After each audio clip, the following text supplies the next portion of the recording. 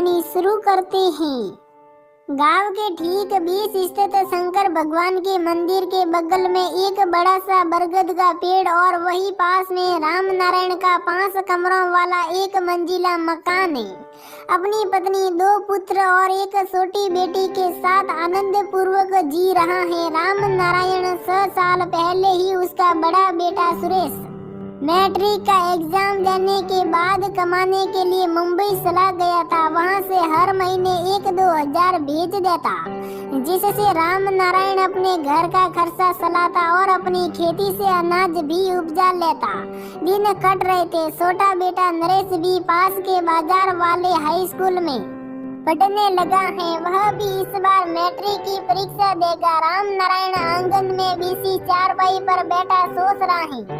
कुछ महीने बाद नरेश भी अपने भाई के साथ वहीं चला जाएगा। तब घर की आमदनी दुगुनी हो जाएगी, जिसमें से कुछ पैसे हर महीने बैंक में जमा कर दूंगा, क्योंकि बिटिया की शादी भी तो करनी है। यही सब विचार मन में चल ही रहा था कि गांव का एक लड़का महेंद्र आया और बोला, सासा बाहर 2 आदमी खड़े हैं जो आपको खोज रहे हैं। राम नारायण अपना गमछा कंधे पर रखते हुए बाहर आया तो देखा एकदम से अनजान इन दोनों व्यक्तियों को प्रणाम पाती हुआ और दोनों को लेकर अपने दालान पर राम नारायण जाने लगा। महेंद्र को ये कहकर कि जाकर नरेश की माँ को बता दो कि कोई मेहमान आए हैं जिनके लिए शरबत पानी नरेश से भेज दे। दोनों व्यक्ति दालान में बीसी चौकी पर बैठे, राम नारायण वहीं पास की कुर्सी पर। तभी उनमें से एक ने बोला, जी हम वरदंड में चले थे। हमें पता चला था कि आपका कोई लड़का है जो विवाह के काबिल है। जी राम नारायण ने कहा, तो क्या कहते हैं, कर रहे हैं इस बार शादी? जी हाँ, नरेश की माँ कुछ ही दिन पहले तो कह रही थी कि अब काम नहीं बनता मुझसे, तो मैंने विचार कर लिया था कि इस बार तो सुरेश की शादी कर ही देनी है। वैसे तो पिछले साल भी कुछ लोग आए थे, तब तो नरेश की माँ ने मना कर दिया था, लेकिन अब की तो वह भी कह रही है। तभी नरेश और महेंद्र नाश्ता और शरबत लेकर पहुंच गए। उन दोनों में से एक अपने बैग में से एक फोटो और पेपर निकालकर राम नारायण के हाथों में देता हुआ बोला, ये लड़की का फोटो है और ये बायोडाटा जाकर मलकनी से राय लीजिए। तब तक हम दोनों नाश्ता कर लेते हैं। नरेश तो फोटो देखकर महेंद्र को केहूनी मारा। महेंद्र भी अपनी आंखों से ऐसा इशारा किया जो साफ बता रहे थे कि लड़की की फोटो तो बड़ा सुंदर है।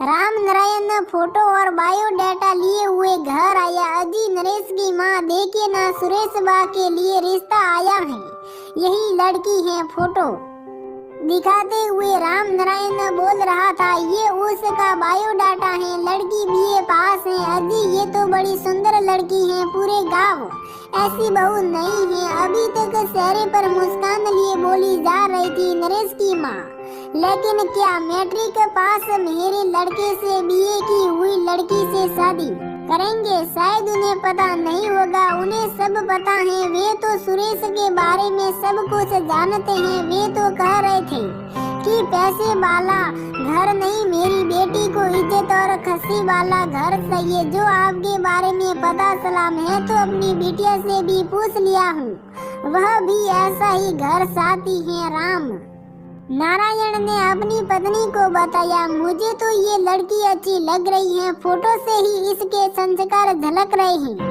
लेकिन एक बार सुरेश से भी पूछ लीजिएगा। हालांकि वह तो कहता है, माँ जिसे तुम पसंद करेगी वही आपकी बहू बनेगी। मैं कुछ नहीं कहूँगा, ठीक है? तो मैं उन्हें जाकर कह देता हूँ कि अगले महीने होली में सुरेश घर आने वाला है, तो आप भी आइएगा, लड़का भी देख लीजिएगा। और तब तक सुरेश और उसके नाना नानी तथा मैं अपने भाइयों से भी राय ले लूंगा। ठीक है, ऐसा ही उन्हें बता दीजिए। राम नारायण उन लोगों को वही बात कह दिया जो अपनी पत्नी से कह रहा था। वे लोग भी अगले महीने में आने की बात कहकर जाने की तैयारी करने लगे। राम नारायण कह रहा था, तब तक आप भी खूब पता कर लीजिएगा, क्योंकि ये बेटी के जीवन का सवाल होता है। अगर कोई गलती हो गई तो जीवन भर उन पापों से मैं मुक्त नहीं हो पाऊंगा। राम नारायण जी, मुझे सब पता है। मैं अपनी बिटिया के राय से ही आपके घर आया हूँ। और हाँ देखिए, प्राथमिकता हमें ही दीजिएगा। दोनों ने हाथ जोड़े ऐसा निवेदन किया। 1 महीने बाद होली आई। सुरेश भी घर आया और उसकी शादी का दिन तय हो गया। बड़े धूमधाम के साथ शादी संपन्न हो गई। सबके मुंह से अपनी बहू की तारीफ सुना सुरेश की मां फूले नहीं समाती। शादी में जब बहू आई थी तो 4 दिन ही रही थी, लेकिन इन्हीं 4 दिनों में वह अपने से मिलने वाले सभी लोगों का दिल जीत लिया था। यहाँ तक कि गांव के लड़के लड़कियां या महिलाएं जो भी उसे देखने आए सबसे खुलकर बातें की, सम्मान किया और फिर आने की बात कहकर उन्हें विदा की। तो सबके सब उस बहुरिया के कायल हो गए। जब वह अपने मायके चली गई तब कुछ दिनों तक तो सबको लग रहा था जैसे गांव से कुछ गायब हो गया था। बहू अपने देवर को ये समझा गई थी कि रिजल्ट के बाद कॉलेज में नाम जरूर लिखवा लेना, और हाँ जब मैं आऊंगी तभी कहीं जाना। 1 साल बाद राम नारायण की बहू गौना करा के जब ससुराल आई तब गांव में एक अजब से माहौल उपस्थित हो गया है। क्या बच्चे, बूढ़े, नौजवान, महिलाएं सब के सब उसी के चर्चा में लीन रहने लगे। वह अपने ससुराल में भी घूंघट नहीं काटती हैं, ये बात चर्चा का विषय बनी हुई थी। उन महिलाओं के बीच जो अब 60 के पार पहुंच चुकी थी। फूलश्री मामा तो कहती थी बेटा कुंवारे रह जाए, लेकिन ऐसन बहुरिया न उतारे। बाप रे, इतना निर्जल, भला कोई बहू बिना घूंघट के बाहर निकले तो नाके न कट जाए ही। ऐसी बातें सुनकर उसकी सासू माँ एक बार बोली भी थी, घूंघट क्यों नहीं काटती बहू, लोग कितनी निंदा करते हैं। माँ जी, आज नहीं तो 5 साल बाद ही घूंघट से बाहर तो आना ही पड़ता है। आप तथा और भी महिलाएं क्या घूंघट से बाहर नहीं आई? और हाँ, क्या मैं आपकी बेटी समान नहीं हूँ? क्या बेटियां अपने ही घर में घूंघट काटती हैं? भला मैं घूंघट तो काट लूंगी माँ, पर घुटन भी मेरी बढ़ जाएगी। और क्या आप इसे पसंद करेंगे कि मेरी बेटी मेरे ही घर में घुटन महसूस करे? नहीं ना। बहू के द्वारा ऐसा कहे जाने के बाद से सासू माँ फिर से नहीं कह सकी थी, क्योंकि वह जानती थी कि लोगों का तो काम कहना।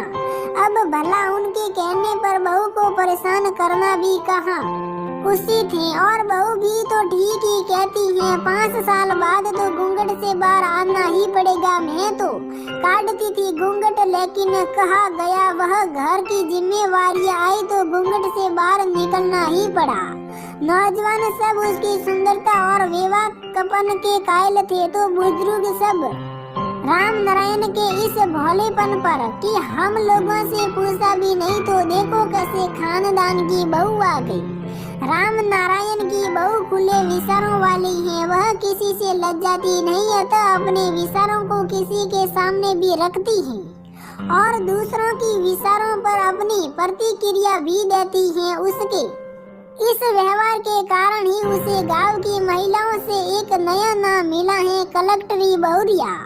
सब लोग अब इसी नाम से उसे जानते हैं। गांव के नौजवानों को एक ऐसी भौजाई मिल गई थी जो सामने से खुलकर मजाक भी करती थी और वास्तव में अपना देवर समझती थी। बाकी तो सब कहने की भौजाई थी। बहू बीए पास है, सब बातों को अच्छी तरह समझती है, इसलिए उन औरतों को भी जो अक्सर इसकी शिकायत करती थी उसे भी बड़े मान सम्मान के साथ सासी दादी के संबोधन ही नहीं करती, बल्कि उसे अपना ही सासी दादी समझती थी। उसके आते ही घर में रौनक आ गई थी। राम नारायण बहू नहीं बल्कि दूसरा बेटा ही घर लाया था। कहाँ क्या होना चाहिए सबका ख्याल बहू को ही रहता। यहाँ तक कि घर में कौन सा सामान आएगा, कितना आएगा, उसका क्या काम होगा, सबका लेखा जोखा बहू के पास ही होता। कुछ साल के बाद ही उसके ऊपर लगी निर्जता का कलंक मिटकर सुगड़ बहुरिया का गौरव मिला। जब भी कोई बड़ा आदमी सामने से नजर आ जाए तो बगैर प्रणाम किए नहीं रहती। वह जानती थी प्रणाम के महत्व को। अब लोग बड़े खुश रहने लगे थे ऐसी बहुरिया को पाकर। अपनी बुद्धि और संस्कार का ऐसा परी से बहुरिया ने दिया कि लोग राजनीति से लेकर आध्यात्मिक समस्याओं के समाधान के लिए भी राम नारायण की बहू को ही याद करने लगे। बलभद्र सासा तो एक बार अपनी काबिलियत दिखाने और उसके ज्ञान की परीक्षा लेने के उद्देश्य से ही पूछ दिए थे, अच्छा बहू ई तो बताओ कि रामचरितमानस की वह कौन सी सौपाई है जिसमें मैं पवर्ग नहीं आता। जितने भी लोग वहाँ थे, जिनको जितनी सौपाइयाँ याद थी, सबके सब मन में दुहार आने लगे, लेकिन कोई ऐसी सौपाई नहीं थी जिसमें पवर्ग नहीं था। सब यही सोच रहे थे, भला अब की लड़की को ये थोड़े मालूम होगा, इसे क्या पता रामचरितमानस क्या है। लेकिन अगले ही पल उसने जो उत्तर दी, सबके सब आश्चर्यचकित रह गए। उसने बताई, तात सुता तानिया ये सोई धनुष यज्ञ जही कारण होई, इसमें पवर्ग नहीं है। अब तो बूढ़े लोग भी उसके ज्ञान और कर्म का ढिंढोरा पीटने लगे। कहते हैं कि अच्छे आचरण सभी दुर्गुणों को मार देती हैं। अतः घर में सास ससुर देवर ननद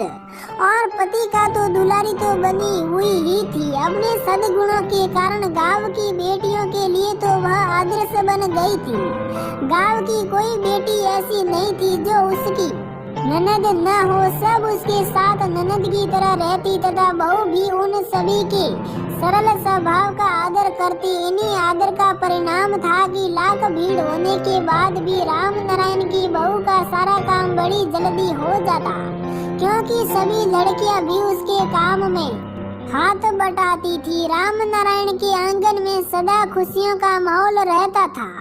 इसी स्वतंत्रता पूर्वक हंसती खिलखिलाती बेटियां सिर्फ उसके घर ही दिखती थी, बाकी जगह तो अनुशासन के घेरे पड़ी ही रहती थी। सबको जायज नाजायज का पाठ पढ़ाती राम नारायण की बहू और अपने कैरियर के लिए भी सचेत और मार्गदर्शन करती रहती थी। सिपाही के अलावा कलरक भी जिस गांव में नहीं था। राम नारायण की बहू की प्रेरणा से 50 ऑफिसर हो गए। उस गांव में 5वीं तक की उच्चतम शिक्षा पाने वाली बेटियां कॉलेजों में अपना परचम लहराने लगी। फूलश्री मामा की पोती संजली जो नीत ही अपनी दादी और माँ की कोप भाजन बनती थी, अब प्रशंसा का पात्र होगी, क्योंकि वह भी अपनी दादी से नजरें बसाकर कुछ देर राम नारायण की बहू के सत्संग में रह लेती। लाख सिखाने के बाद भी वह अपनी दादी से गीत की 4 लाइन नहीं सीख पाई थी, परंतु आज तो वह अपने ससुरे भाई की शादी में अपनी गीतों से सबको मोहित कर ली थी। हाँ, अपनी दादी को भी।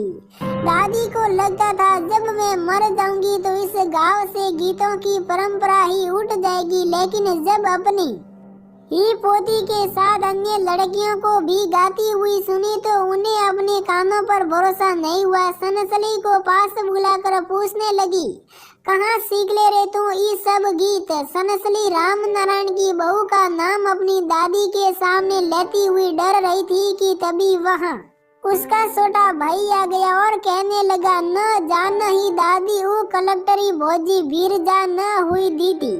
अरे ता वो कलेक्टरी सोड़ी के भी गीत आब हुई। दादी आंखें फाड़कर पूछ रही थी। हाँ दादी, सब कुछ जान थी। कलेक्टरी भोजी आश्चर्य से मुंह खुला रह गया। फूलश्री मामा का वह अभी इसी क्षण राम नारायण की बहू से माफी मांग आना चाहती थी, पर उम्र का लिहाज उसे रोका। वह सनसली को बता दी कि हो सके तो बहू से कह देना कि दादी बेकार में ही आपके बारे में गलत सोचती थी।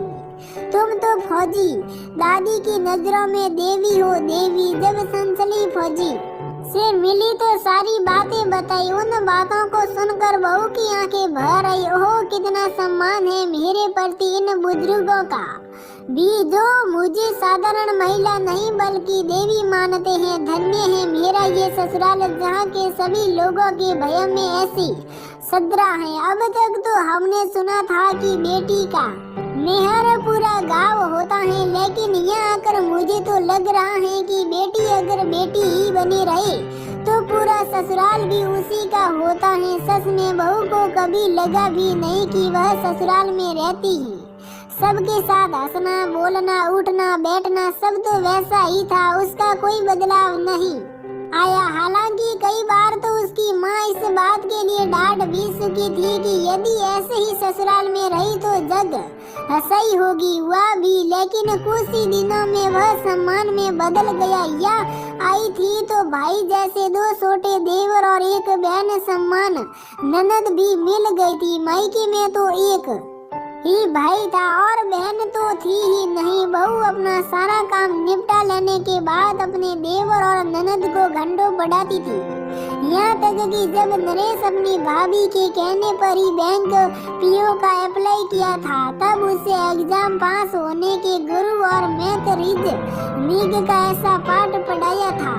ये पहली ही बार में ही उसका सिलेक्शन बैंक ऑफ इंडिया में हो गया था। ननद भी प्राइमरी स्कूल में अध्यापिका बनकर अपनी भाभी से प्राप्त ज्ञान सुधा को अन्य बच्चों में बांट रही थी। उस गांव की अगली पीढ़ी को भी कलेक्टरी बहुरिया इंतजार शायद रहेगा।